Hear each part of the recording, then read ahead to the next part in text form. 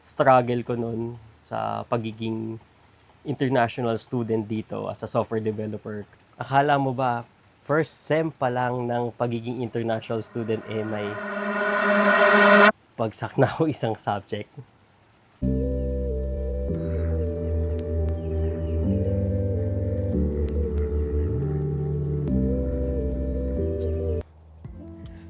Hello guys! Magandang araw ngayon, magandang araw. Kwentuhan na naman. So, kamusta kayo?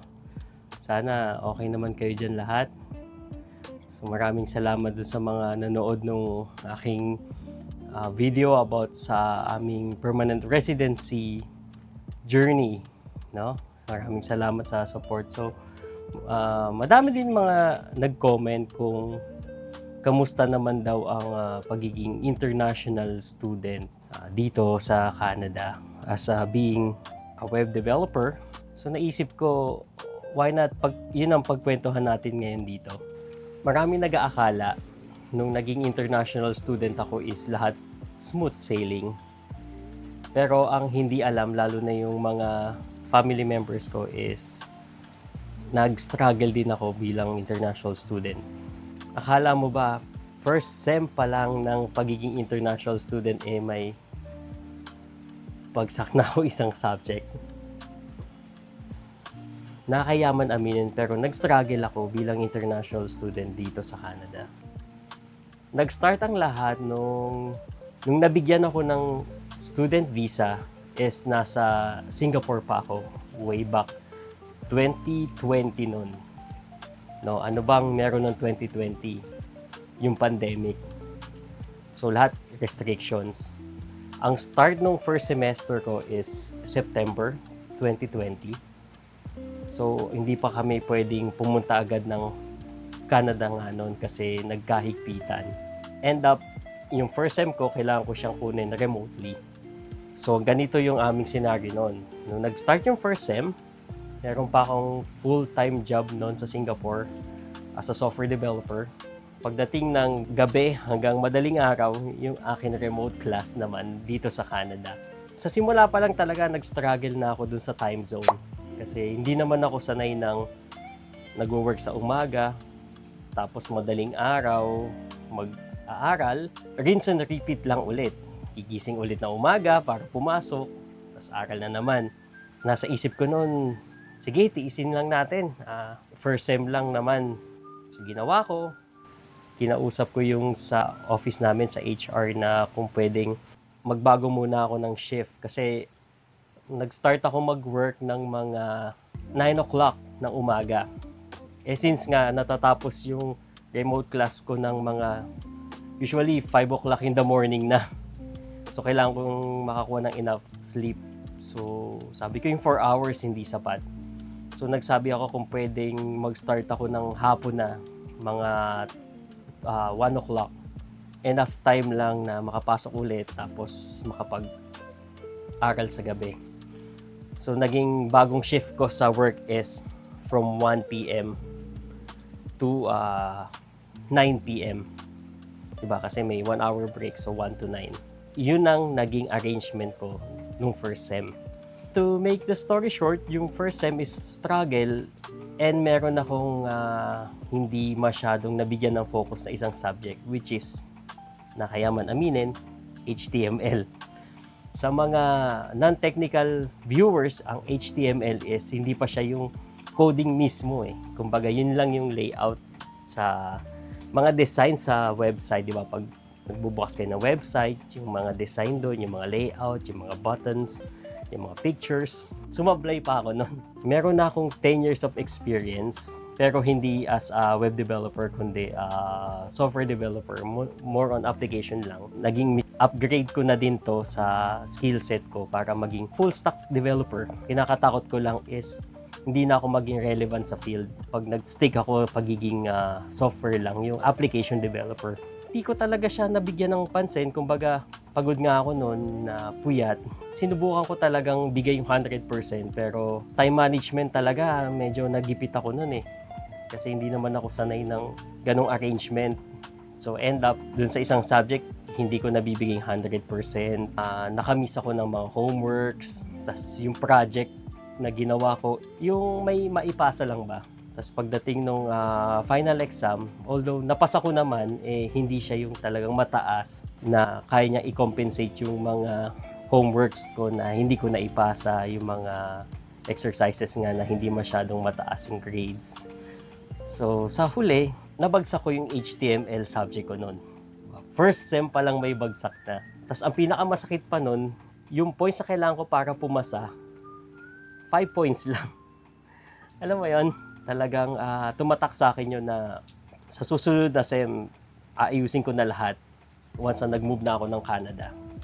Kasi talaga magiging full-time student na ako. Yun nga din, no, yan din yung drawback kasi na yung mga ibang international student dito, sinasabi na kaya ko naman mag-work and mag-schooling at the same time. Madali siyang sabihin, pero pag ginagawa mo na, kailangan mo talaga ng effort. Alam ko naman yung mga ibang international student din na gumagawa nun is okay naman sila. No? Kahit tanungin mo sila, kailangan din talaga ng effort. Kasi hindi din naman madali ang schooling dito sa Canada, lalo na ang pagiging international student. So yun nga, nung nakuha ko na yung grade, tas may bagsak, sinabi ko, it is what it is. Kinupute ko naman kung makagraduate ba ako on time. Kasi ang isipin ko pa noon, since may bagsak ako, madidelay ako ng isang term. Sabi ko, kung madidelay ako ng isang term, gagawin ko na lang, kunin yung isang subject na may prerequisite, kunin ko siya sa isang term para makompensate yung bagsak. So, ang drawback lang nun, pag nabagsak mo ulit yung subject, kahit napasa mo yung another level na required yung isang subject na binagsak mo, hindi makukuha yung unit na yon. Kumbaga, parehas silang mababagsak kahit napasa mo yung advanced subject na required yung isang binagsak mo. Diba? Magulo ba? Pero yun nga, ginawa ko yun para din na hindi ako ma-delay. As a international student na naghahabol ng status or papel dito sa Canada, importante talaga yung time. So yun na nga, yung second sem, sabi ko, hindi na to maulit. Kailangan ko na talagang magsipag para hindi ma-delay, saka para mabawi ko yung bagsak. So second sem, nandito na ako sa Canada. Dumating ako ng December 2020 dito. Which is nung ganun time dito sa Canada is may mga COVID restrictions pa. So hindi pa siya talagang on campus yung mga classes. So tuloy pa din yung remote class, no? Yung mga kabatchmate ko nung first sem is iba na yung kinukuha nilang mga subjects kasi kumbaga regular sila, tas irregular na ako. Yung mga classmate ko na nung second sem, hindi na siya talaga yung ka-blockmates. May ibang subjects na classmate ko pa din sila, pero yung pagdating sa mga project na magdi-develop talaga ng mga application, ng mga web application is yung mga kagrupo ko na doon, mga bago na, yung mga bagong dating na rin dito. Yan na, second sem. Meron na akong first project noon. To give you a context lang, no, sa program ko kasi, meron kaming pagdadaanan na 3 major projects, which is team projects naman siya. No? Yung first is Project 1, simple web application lang. Then, yung second project is gumagamit na siya ng mga API, web application. Tapos yung huli, yung capstone, kapag graduating ka na, may tinatawag na capstone project, which is meron ka ng mobile app, tapos meron ka na ring web app, kailangan mo siyang pagganahin lahat. So yun yung pinaka mahirap sa lahat, yung capstone. So yun, nung mag-start na akong gumawa ng yung project 1 namin, since regular, yung mga kagrupo ko is mga, sabihin natin, napagpilian na. Kasi meron din silang mga circle of friends na mabilis silang nakabuo ng grupo. Pero kami, kumbaga parang kami yung mga grupo na walang kumuha. So yun, sabi ko, sige, okay lang kasi may experience naman ako sa development. Madali lang yan. Diba? Teamwork naman yan. So, kayang-kaya teamwork. Tapos yung mga kagrupo ko is mga mekos-mekos. Sabi ko magagaling sila. So, siyempre programming, di ba? Kumbaga, ano nila yan specialty nila. Yun na nga, since remote class, ang tendency yung mga ibang developer is hindi nakikipag-cooperate. Meron lang kaming 3 developers, isa na ako doon, so meron pa akong 2 kasama. Tapos meron din kaming 2 nagde-design ng mga page, yung tinatawag nilang UI and UX designers. So sila yung nagde-design kung anong itsura ng layout, ng mga web pages, tapos kami yung magpo-program. Since remotely, in short, nag-aasahan. Nag-step up na ako, na kinausap ko na, nag-designate na ako ng mga kailangan gawin. Kailangan mo talaga mag-initiate. Dapat may isa talaga na, kumbaga parang senior developer na aaral ng takbo ng project. Since remotely, hindi ko nakikita talaga kung, alam mo yun, wala kaming physical meeting na nag-uusap face-to-face. And tendency, nagkaasahan. Sinabi ko, bumagsak na ako nung first sem eh. So, hindi na pwede na sasabit na naman ako ng second sem. So, ganon, kinausap ko yung mga ibang developers. Tapos, nung wala talaga akong mapiga sa kanila, parang lagi silang nagbibigay ng mga reason kung ba't hindi sila makagawa, ako na yung nag-develop. So, ginagawa ko, after ng remote class namin, online class, ginagawa ko na rin yung project. Kasi meron naman akong background. Talagang tsinaga ko yun. Natutulog na ako ng mga madaling araw noon, siguro mga 2 o'clock, 3 o'clock in the morning para matapos yung project. Yung sa mga designers naman, hindi din nakikipag-cooperate. May isa lang doon talaga na masipag. So in short, sa grupo namin, 2 lang kaming gumagalaw. Buti yung isa marunong din mag-code ng kaunti.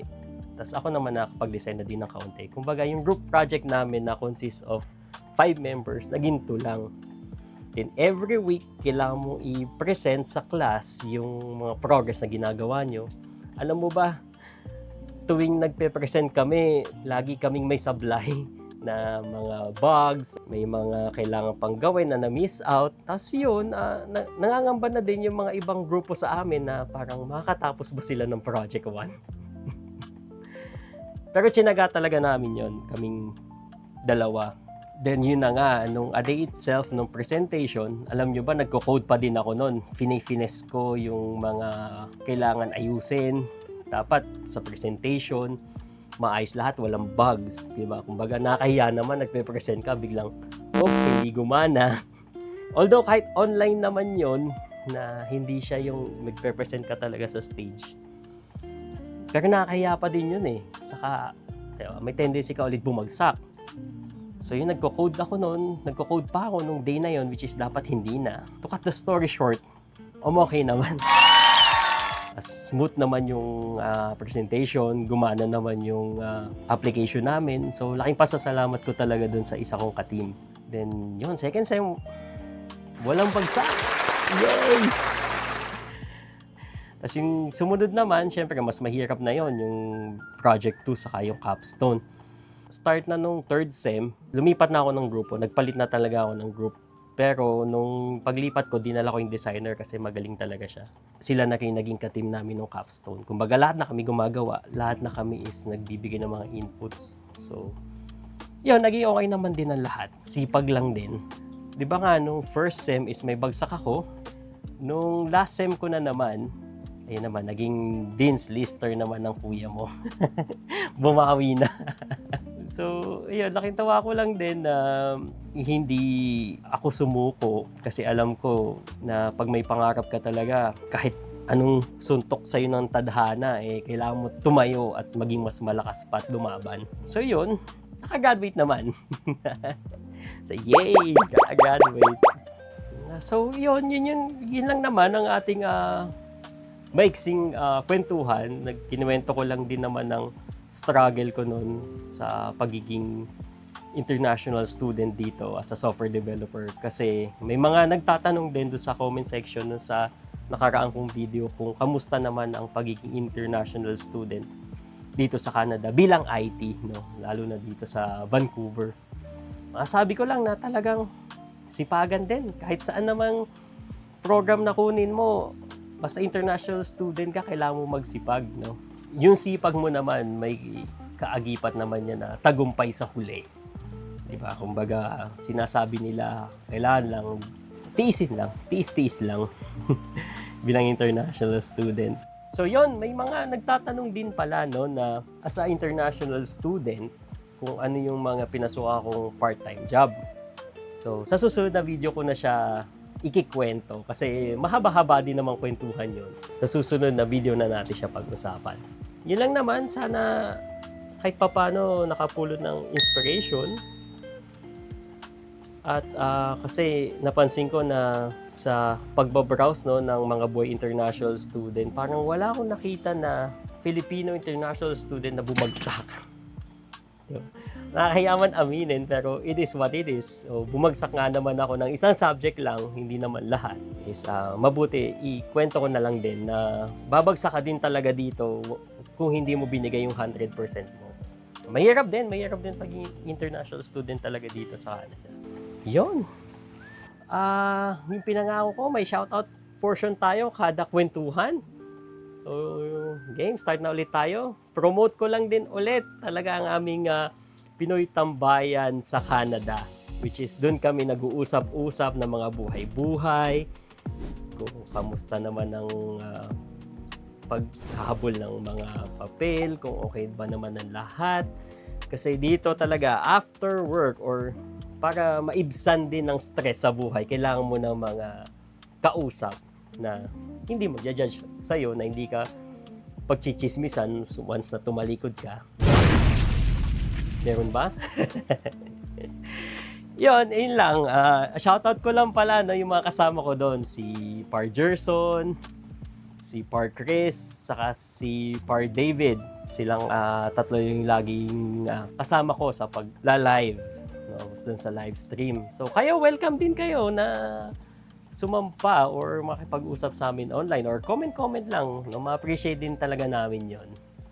No, yung mga YouTube channels nila, link, lalagay ko ulit sa description.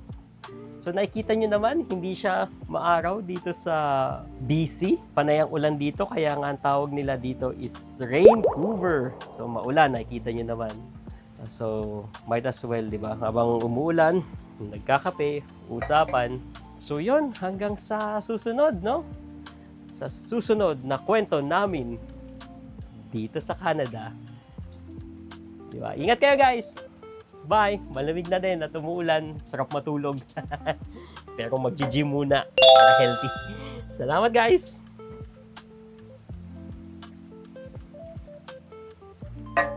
Salamat! Like, subscribe, comment below. Bye-bye!